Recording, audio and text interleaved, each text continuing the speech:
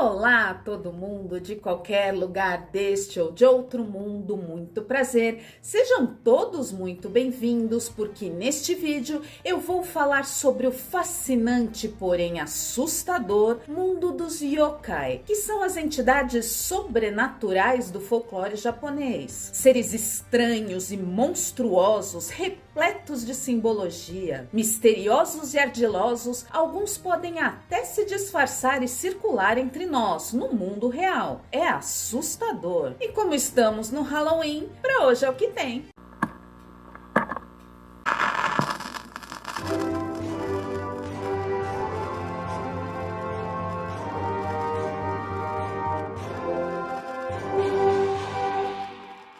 O Japão é uma nação riquíssima em cultura e tradição. Por ser o país mais antigo do mundo, com uma história que começou 660 anos antes de Cristo, conta com um folclore repleto de lendas milenares. E é tão lindo pensar que essas histórias, contadas geração após geração, ainda ressoam com força nas pessoas, permitindo interpretações relevantes mesmo sob o nosso olhar atual. Nada mal, não é? Algumas dessas histórias são belíssimas e nos emocionam, mas outras são completamente assustadoras. São as histórias das criaturas conhecidas como yokai, entidades sobrenaturais, muitas vezes monstruosas, que permeiam o imaginário coletivo do povo japonês. Medo, medo, muito medo, medo! Lendas tão fortes na cultura japonesa que influenciaram grandes autores como Junji Ito, Nagabe e Murakami, além de mangakas renomados como Masashi Kishimoto, criador de Naruto, e Tsugumi Ohba, autor de Death Note. Ah,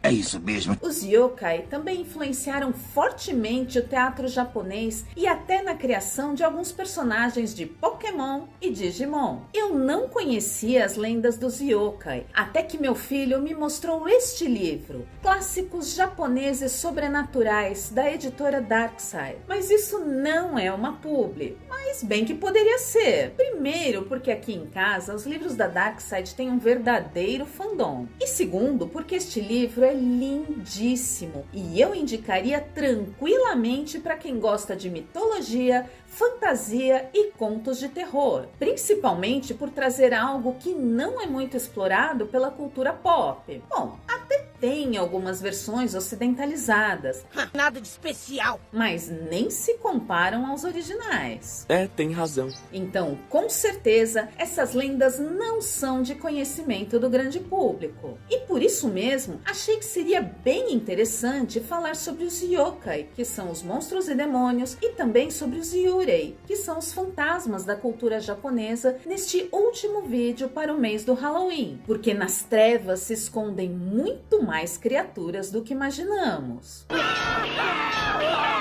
Mas antes de mais nada, já deixa aquele seu like mitológico neste vídeo e não deixe de compartilhar com aqueles seus amigos que também amam contos de fantasia e, assim como eu, admiram a cultura oriental. Aproveita, se inscreve no canal para que ele possa crescer e mais pessoas entrem nesta conversa. Os yokai são seres sobrenaturais, muitas vezes descritos como criaturas estranhas, monstruosas ou espirituais, que habitam o mundo invisível e interagem com os humanos de várias maneiras, nem sempre agradáveis.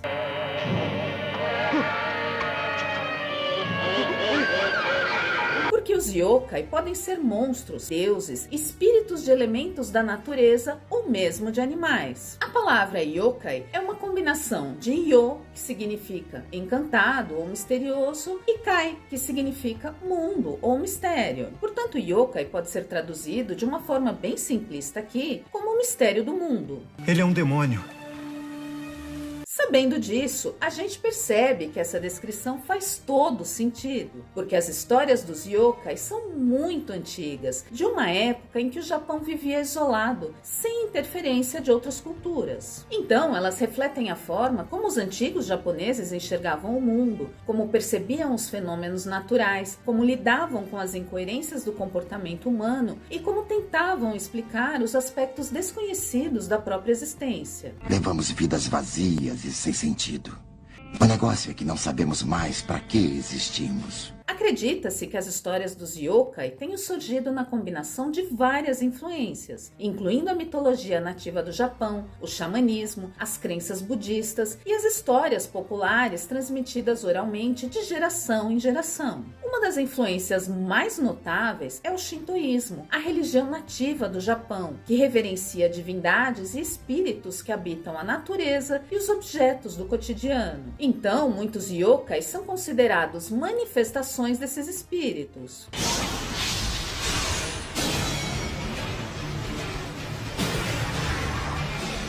Essas entidades variam amplamente em forma, tamanho e personalidade. Alguns são benevolentes e podem conceder proteção, sorte ou sabedoria, enquanto outros são malévolos, causando desastres, doenças ou infortúnios.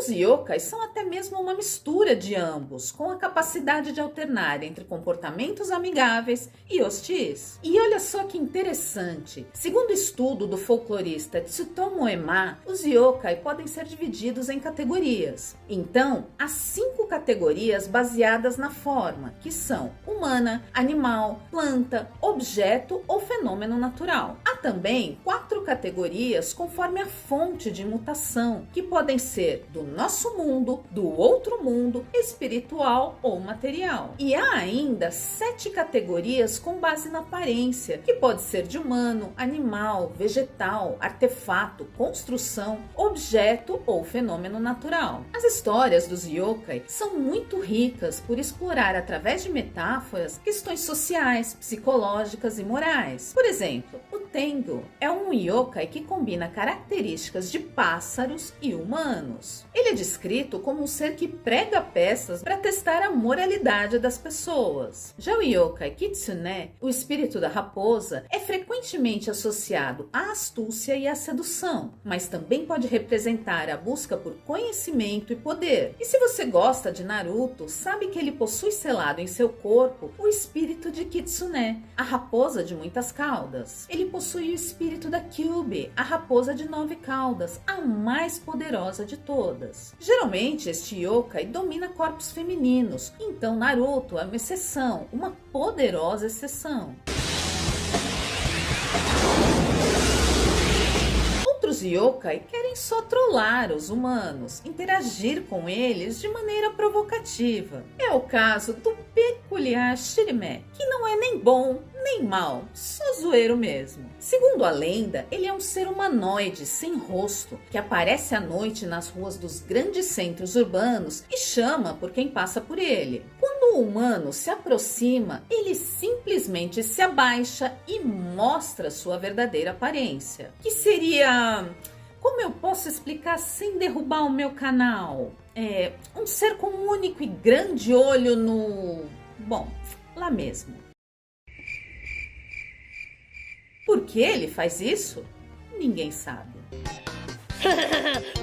Além disso, os yokai também podem representar medos e ansiedades. Criaturas que aparentam ser seres humanos comuns durante o dia, mas que se transformam em criaturas horríveis à noite, podem simbolizar a ideia de que as pessoas podem esconder aspectos sombrios de si mesmas. Não confie neles, não ouça suas doces palavras. E tem um outro aspecto interessante aqui. Como as lendas dos yokai são relacionadas de maneira simbólica a questões culturais, muitas dessas histórias falam sobre o papel esperado das mulheres na sociedade, abordando preconceitos e estereótipos, muitas vezes de forma cruel. Um bom exemplo disto é a história das Rokurokubi. Durante o dia, elas se apresentam e agem como mulheres normais, mas sempre bisbilhotando a vida dos humanos com quem convivem para colocá-los em confusões. Apenas pessoas embriagadas ou sonolentas as veem como realmente são. Os deficientes visuais também sentem o mal presente nelas. Então, somente à noite, elas revelam a todos sua verdadeira aparência, como demônios assustadores com longos pescoços.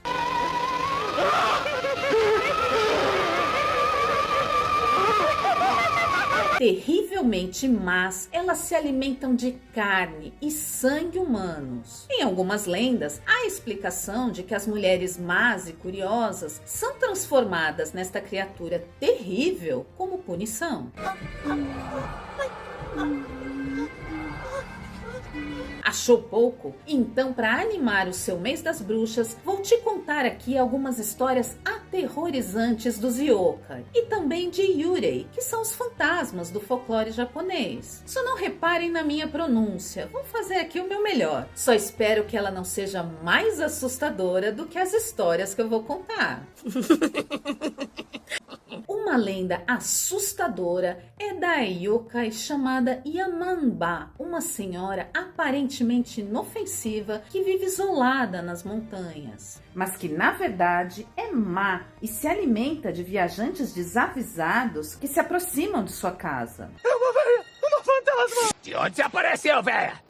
Que um sacerdote budista caminhava pelas montanhas quando foi surpreendido por uma terrível tempestade. Ele então buscou abrigo na única cabana que havia na região. Uma bondosa velhinha o atendeu, o convidou para entrar, oferecendo comida e um lugar quentinho perto do fogo. Uma refeição quentinha para encher o puxo. Porém, ela deu a ele um estranho aviso. Não importa o que aconteça, não olhe no quarto dos fundos. Eu aí já teria saído correndo. Mas isso atiçou a curiosidade do sacerdote. E quando a velhinha saiu para buscar mais lenha, ele espiou pela fresta da porta do tal quarto e, para seu horror, viu um amontoado de corpos. Ela tem que ser uma assombração! Não tem como ela ser humana! Ele conseguiu fugir e passou a alertar todos os viajantes da região, só que nem todos ouviam seus avisos. Vale, do que estão fugindo? Se você for esperto, vai fugir também! Tem um monstro lá em cima!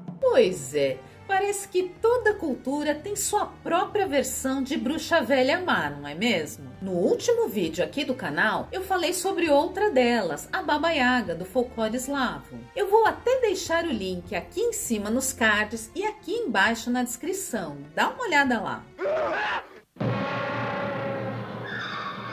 A Jorogumo é um yokai metade mulher, metade aranha, que quando sai para caçar, se transforma em uma mulher lindíssima para atrair os homens e devorá-los, tal qual uma aranha viúva negra após o acasalamento.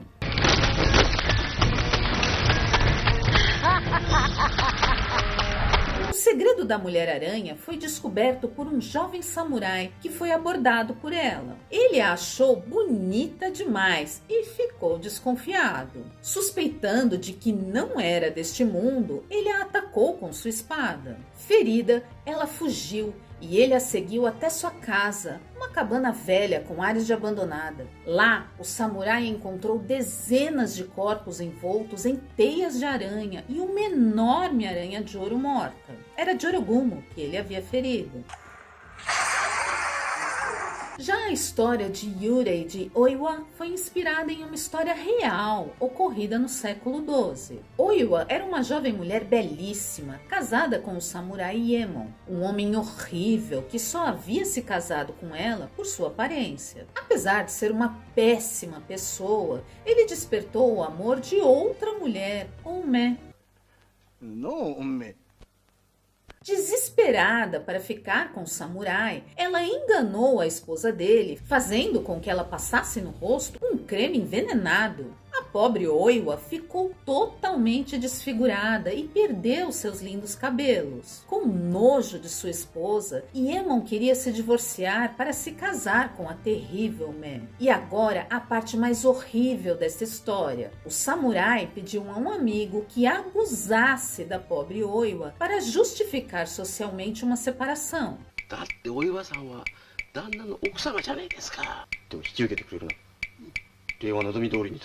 Mas ela estava tão deformada que seu amigo não conseguiu fazer o que Iemon havia pedido. Ele então contou a Oiwa o que o marido havia tramado e mostrou a ela sua imagem desfigurada em um espelho.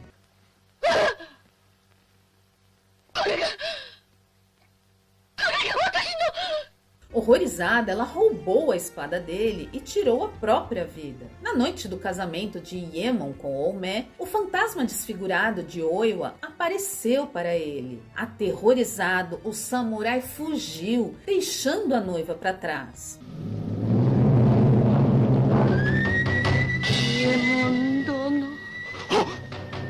Mas não adiantou nada, porque não houve um dia até sua morte que ele não fosse assombrado pelo fantasma de sua esposa, que sempre surgia das lanternas.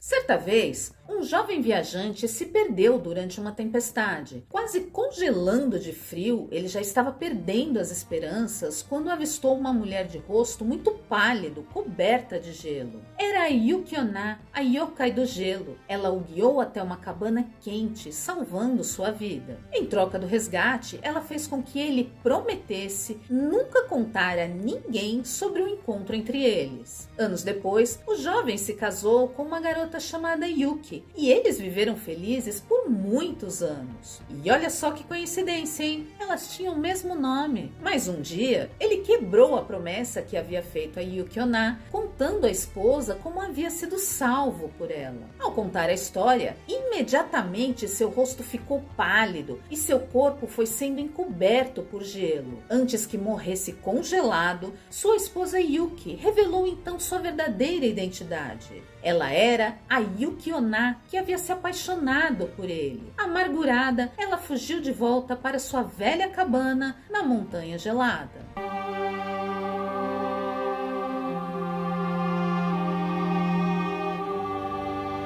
E a história de fantasma que você quer? Então ouve a deste Yurei. Você quer mesmo saber? Desembucha. Há muito tempo, uma bela jovem chamada Okiko era serva do samurai Tetsuzan. Ele a desejava, mas ela não cedia às suas investidas. O samurai então deu a ela uma delicada tarefa: cuidar de uma coleção de 10 pratos valiosos. Tão valiosos que a pena para quem os quebrasse seria a morte.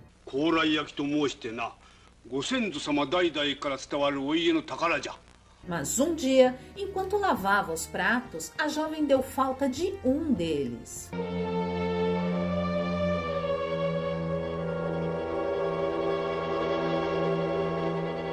Ela não sabia, mas Tetsuzan havia escondido um deles para que ela se sentisse culpada pelo sumiço do tal prato. Ele então disse a ela que a perdoaria se Okiko ficasse com ele, mas ela recusou. Enfurecido pela rejeição, Tetsuzan a jogou em um poço do castelo. Mas o espírito traído de Okiko não teve paz e voltava todas as noites para assombrar o castelo. O fantasma da jovem contava e recontava os pratos e, ao perceber que havia um a menos, soltava um grito pavoroso, fazendo com que Tetsuzan nunca mais tivesse uma noite tranquila.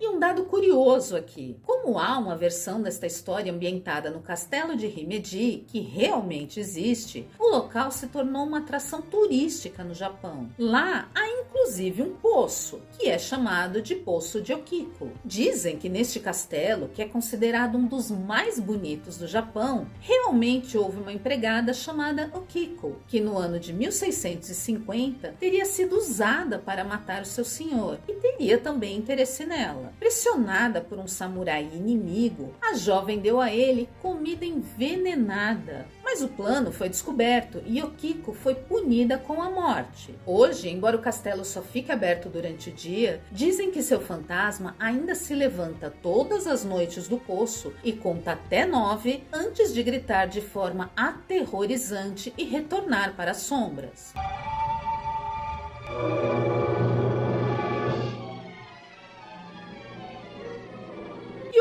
Verdade é que a história de Okiko serviu de inspiração para a série de terror O Chamado, inspirada no livro The Ring de Koji Suzuki. Pois é, quem aí não se lembra da assustadora Samara do Poço? Sem dúvida, um ícone das histórias de horror. Certa vez, um samurai vivia com sua esposa de forma modesta em Kyoto, até que um senhor muito rico que vivia em uma terra muito distante o convidou para ser seu vassalo. Honrado pelo convite e empolgado com a oportunidade de viver dias melhores, aceitou, mas sua esposa não poderia ir junto.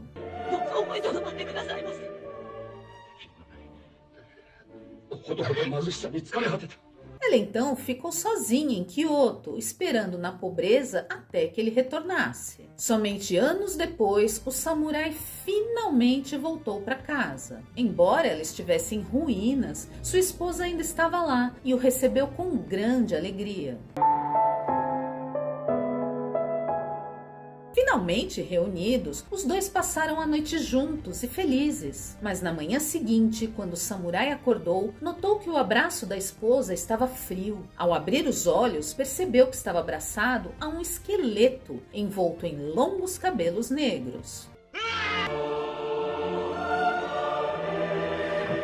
Só então ele descobriu, através de outros moradores da vila, que sua esposa havia morrido de tristeza no verão anterior, mas seu esqueleto e seu fantasma haviam permanecido na casa todo este tempo, esperando pelo seu retorno.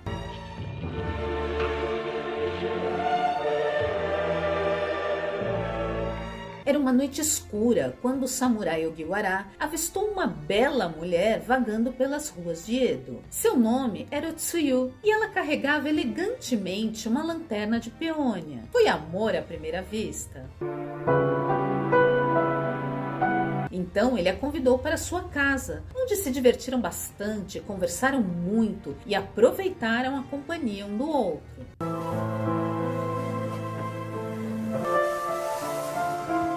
O vizinho de Ogiwara ouviu as risadas e foi espiar por cima do muro. Para seu horror, ele viu Ogiwara segurando a mão de um esqueleto e não de uma mulher.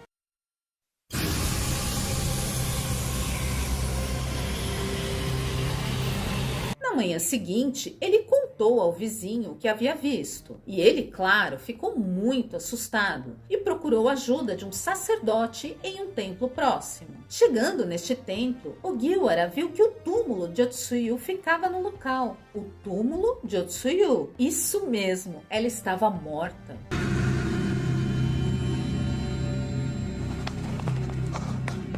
Ela havia morrido muito antes de se conhecerem. Depois desse dia, o fantasma da mulher não apareceu mais para ele. Mas Ogiwara sentia muita falta dela. Depois de algum tempo, sem conseguir suportar a tristeza, ele voltou ao templo. Otsuyu apareceu para ele e pediu que a acompanhasse até sua casa. Sem hesitar, Ogiwara pegou sua mão e caminhou com ela para a escuridão. Logo, os moradores da comunidade perceberam o desaparecimento de Ogiwara. O sacerdote, preocupado, teve um pressentimento e abriu o túmulo de Otsuyu. E dentro dele agora havia 2 corpos, Ogiwara e Otsuyu, juntos para sempre. Uma história de amor e Yurei. Por que não, né?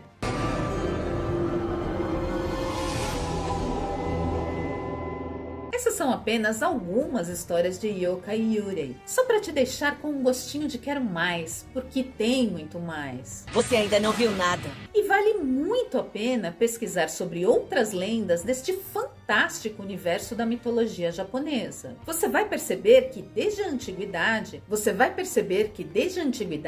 as pessoas já notavam que muitos monstros eram criados pelos próprios humanos, seja por traição, cobiça, abandono, desejo ou vingança. E até hoje fica a dúvida: quem são os verdadeiros monstros afinal? Em um mundo dominado pelas trevas, é preciso coragem para lutar. E para arrematar, só vou te falar como essas histórias assustadoras eram contadas no passado. Os samurais costumavam fazer uma brincadeira chamada Hyakumonogatari Kaidankai. Era sempre realizada à noite, em ambientes fechados, para dar aquele clima fantasmagórico. O Os participantes se sentavam em um círculo e 100 velas eram acesas. 100 histórias de terror, chamadas de kaidan, deveriam ser contadas. Ao final de cada uma vela era apagada e a sala ia ficando cada vez mais escura. Eles acreditavam que ao apagar a última vela, na total escuridão, surgiria um espírito ou monstro. E aí, você encararia uma sessão de Hyakumonogatari Kaidankai?